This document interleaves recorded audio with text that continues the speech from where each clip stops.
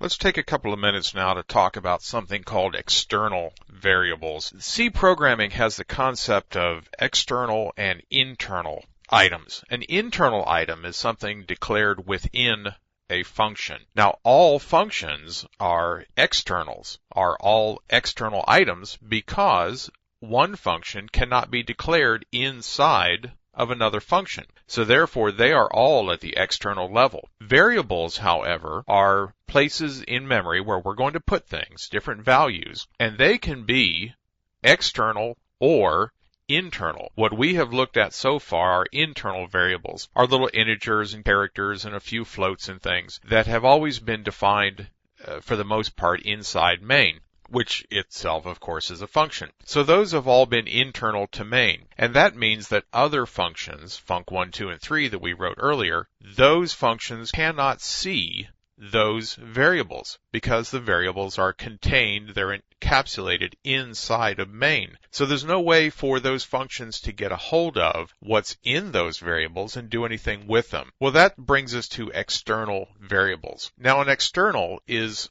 only declared once per the entire program, but it may be referenced in all or many of the source files. It doesn't have to be referenced in all of them. It would only be referenced, of course, in a source file where a function in that source file was going to use the external. So here you see we have a little main, few little statements, but here is an external variable being declared. Here it's an integer and I called it evar. It's an external variable, a little semicolon. I was a bad programmer. I did not initialize it, but you know what? Externals like that are automatically initialized. They are given a 0 value so that we don't have to deal with it. We should, but we don't have to. They will be set to 0 when they're created. Now this is another source file over here. It's a totally different .c file, and it's going to have one or more functions and other things going on in it. We want to be able to reference down in here in func1 or 2 or 3 or whatever's over here, this evar.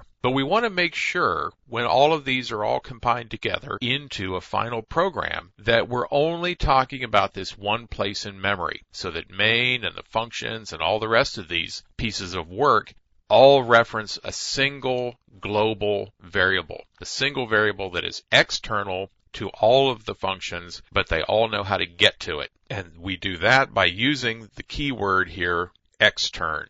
Extern int tells these functions within this one source file that there is something defined someplace else, and it's called evar, and it's an integer. So treat it as an integer and cast values appropriately, typecast them appropriately to fit inside an integer. But do not make up new storage. Do not set aside new memory for this thing called evar. Somebody else has already done it. Then at link time, when all of these source files have been compiled into object code and everything is linked together, these will be references back to this identifier and this object wherever it is created in memory. Okay? So that's an external variable. And we're about to move on into something called scope, which is how long a variable hangs around and how it gets created and where it gets put in memory. So that is really going to tie into this. But I want to make sure you understand the concept of an external. Some languages call them globals.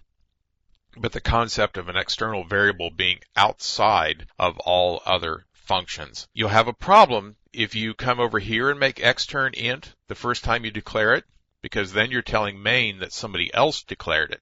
So one time the external variable gets declared without the word extern, and then every other time that it's referenced, then that's where you use the word extern. Okay? Big difference. Hang in there. Let's go on to the next video.